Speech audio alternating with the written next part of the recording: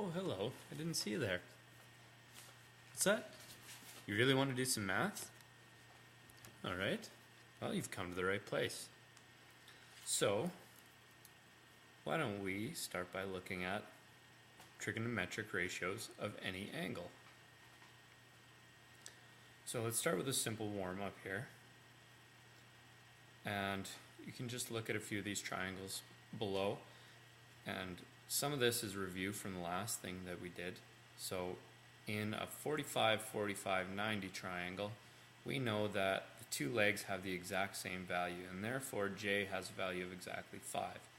And that in a 1, 1, 45, 45, 90 triangle, K would be root 2. But this one, obviously, the side lengths have been multiplied by 5. Therefore, K is now 5 root 2. In a 30, 60, 90 triangle, we normally have the short side, which is exactly 1/2 of the hypotenuse. And since the short side is 4, the hypotenuse then would have a value of 8.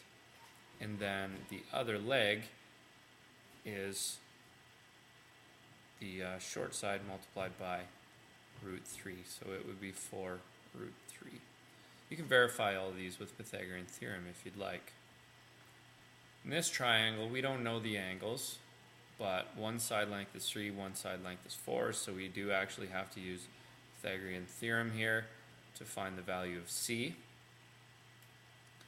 So 9 plus 16 is C squared, 25 is C squared, and C squared, take the square root of each side, and C is 5. And similarly for this one, we don't really see a relation letting us know exactly what these angles are, so we use Pythagorean theorem. 5 squared plus 12 squared equals r squared. 25 plus 144 equals r squared. 169 equals r squared. Take the square root of 169 and you find out that r is 13. Alright. Oops. Okay, fill in the primary trigonometric ratio definitions below. We have some experience with this. Sine is opposite over hypotenuse. Cos is adjacent over hypotenuse. And tangent is opposite over adjacent, which could also be written as sine over cos theta. So I want you to take some time to read the focus on in the textbook on page 88, and then once you're done reading the focus on, come back and we'll move on to the next part. Okay, so this is the next part, special triangles and trigonometric ratios. So on the grid paper below, plot the point A is 3 and 4. So we go 1, 2, 3, and 1, 2, 3, 4. Right here is the point A, all right? And it has the coordinates 3 and 4. Now, it says draw the angle theta in standard position with its terminal arm passing through point A. So I've gone ahead and already done that to save some time, and then the angle then would come from the x-axis up to the terminal arm, and that would be theta right there. Draw a line perpendicular to the x-axis through point A. So perpendicular to the x-axis would mean it goes straight up, and through point A would mean, well, that it goes through point A. So there's your line, perpendicular and through point A. Determine the distance from the origin to point A. So this is known as the radius and is given the symbol r. Fancy that. So let's determine the distance of this thing. So I've gone ahead and I've shrunk a little ruler on my page, and I know it's kind of difficult to see. Let's see if we can make this any clearer by making it full screen here. It's kind of difficult to see, but what I've done is I've made each one of these increments the exact same size as one of these grid squares. So I can put the ruler on here, and I see that if I go from the origin right to the tip at point A, there, oh, it's hard to get perfect, but you can see that right at point A, here we have 1, here we have 2, 3, 4, and 5.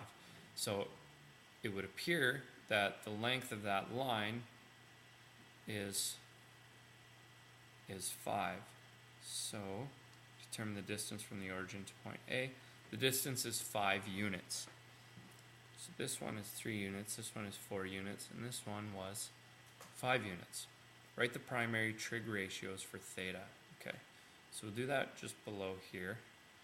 E, the primary trig ratios. So theta is right in here. So sine theta is opposite over hypotenuse. So this is 4 over 5. Cos theta is adjacent over hypotenuse. So the adjacent one to this angle is 3 right here. And hypotenuse is 5. So cos theta is 3/5. And then tan theta you could find by dividing this by this, but we could also just do opposite over adjacent. So it would be opposite is 4, adjacent is 3. Tan theta is 4/3. How are the primary trig ratios related to the coordinates of point A? Well, you can see right away that sine makes use of the y coordinate and the r coordinate. Cos makes use of the x coordinate and the r coordinate. And tangent makes use of the y coordinate and the x coordinate. So all these ratios are related to these three values, the x and y coordinates of this point and the radius. Use your protractor to measure angle theta. I guess I'll have to try to bring up a protractor here, which you can see I've obviously done before. Okay.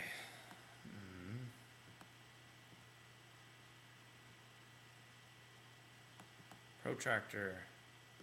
Shrink it a little bit. Just toss your crosshairs right on the origin. And it appears that this angle is about 52 or 53 degrees. So let's just, nope, don't do that anymore. Theta is roughly 52 degrees. Okay. Reflect the point A drawn above along the y-axis. So reflect it in the y-axis to get point B. So if we reflect it in the y-axis, that's like putting a mirror here and seeing where this point would end up. So take this point and reflect it in the y-axis, and it would end up right here, and this is point B. Then it says reflect it in the x and y-axis to create point C. So if we reflect it in the x-axis, sorry, let's go y first, which we've already done, and then reflect it in the x-axis, so 1, 2, 3, 4 units away, 1, 2, 3, 4 units away, and this would be point C.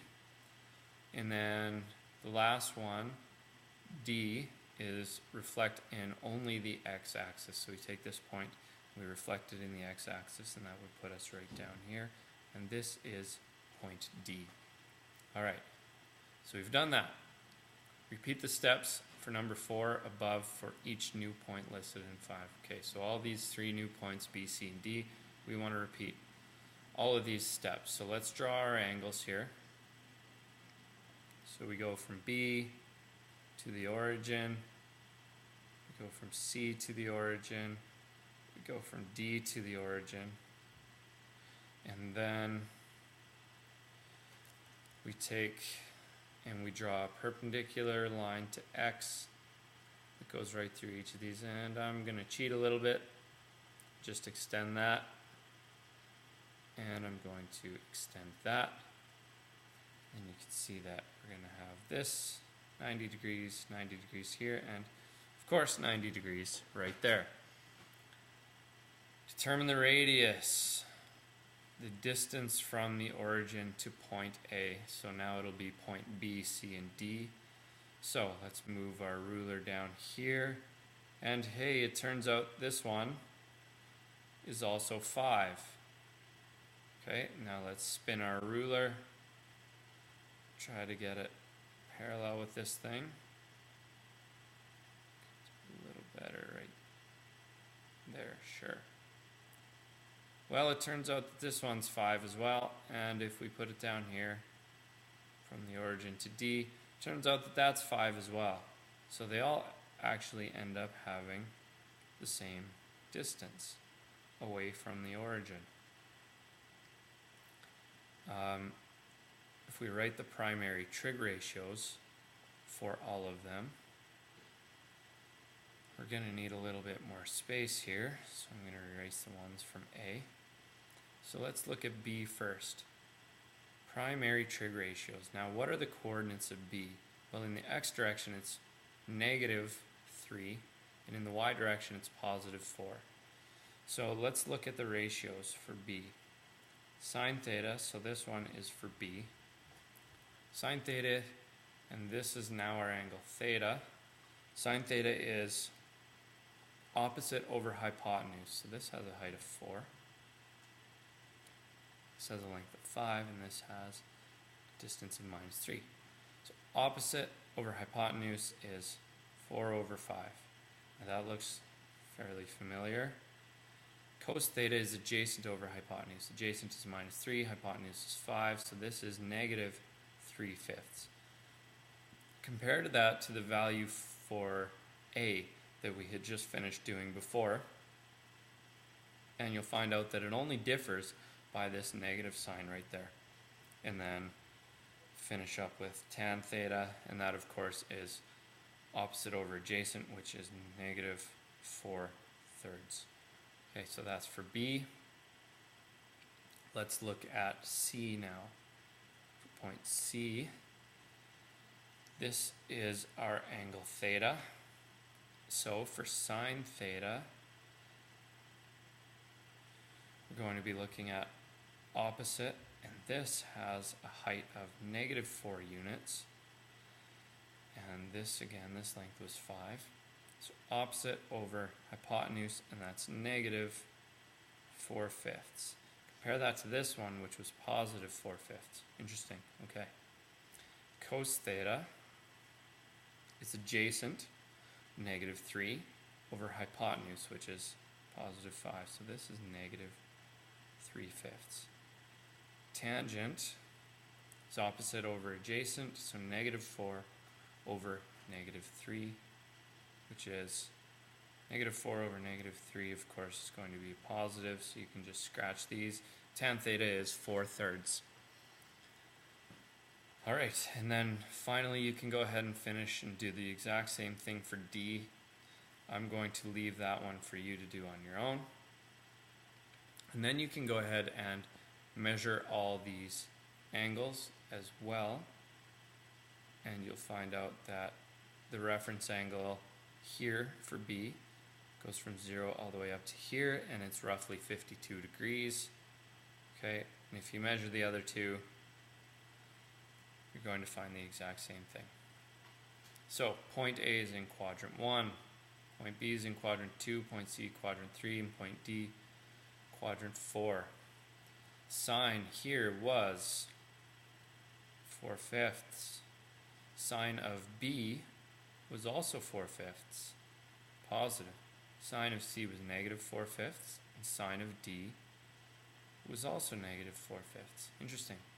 Cosine of A was 3/5. Now cosine of B was -3/5.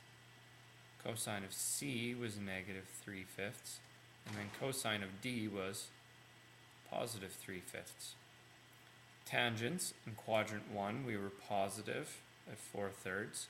In quadrant 2 we were negative at 4/3. And in quadrant 3 we were again positive at 4/3. And in quadrant 4 we were -4/3.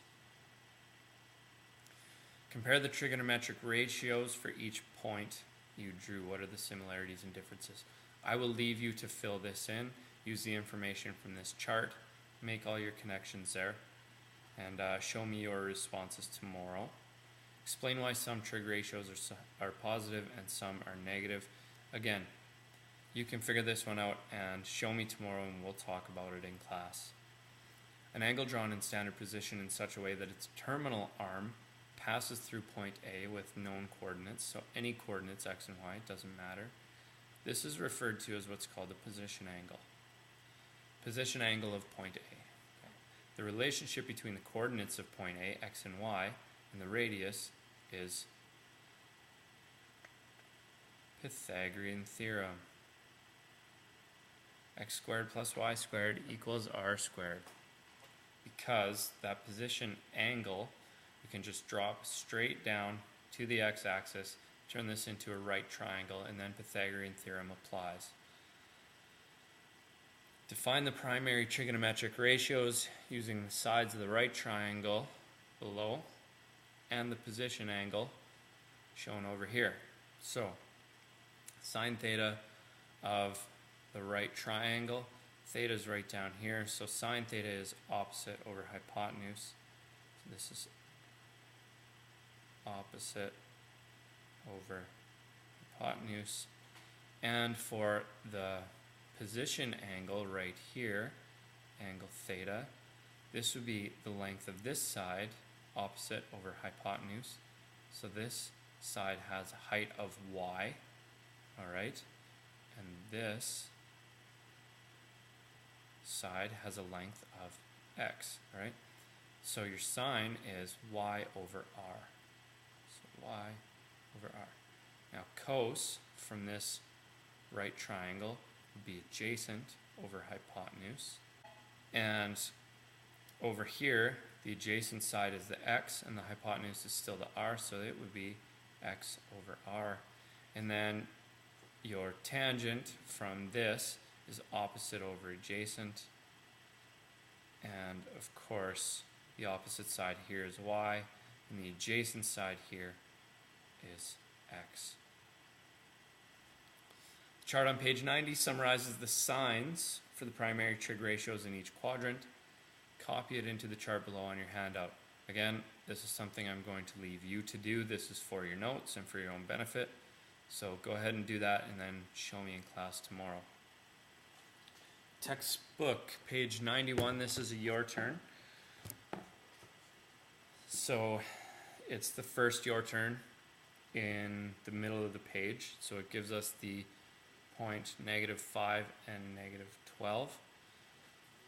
And it says it lies on the terminal angle of angle theta. So it'll look something like this, where this is our angle theta. This would be our, whoa, that was pretty bad. Okay, so there's our coordinate. Now, -5 would take us to here, so let's say -5. And then -12, of course, would take us well down below, somewhere around here, so -12. And we'd have this point right there, -5, -12. Okay, so here then is our position angle. I'll do it in red. Goes like that. And then of course we can drop this to the x-axis, turn it into a nice little right triangle and start making some simplifications here. This will be r. This is -5 and this is -12. How did this thing get all messed up like that? Okay. Better. Alright. Now the question says determine the exact trig ratios for sine, cos, and tan. Alright. So sine of this angle theta, which is this angle right in here. Sine will be opposite over hypotenuse. Now we don't know the hypotenuse yet, so we need to figure that out. So hypotenuse r squared equals x squared plus y squared, so -5 all squared plus -12 all squared. R squared equals 25 plus 144. You can verify on your calculator. r squared equals 169. Take the root, and r equals 13. So sine is opposite over hypotenuse. So this will be negative 12 over 13. Cos theta is adjacent over hypotenuse. So adjacent is minus 5.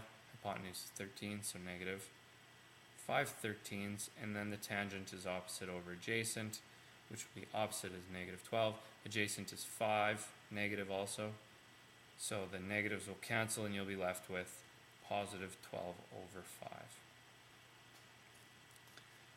Example number 2, your turn 2, also on page 91, but at the very bottom of the page. It says determine the exact value of sine 240. Now, when it says exact value, this means we are not using our calculators. Because you punch sine 240 into your calculator, it is likely, depending on the type of calculator you have, going to give you a decimal number. We don't want that. So we need to determine the exact value based on our trig ratios. So the sine of 240 degrees. Now, where is 240 degrees? Well, quadrant 1 goes to 90 degrees, quadrant 2 goes to 180, quadrant 3 goes to 270, so 240 will be somewhere in here.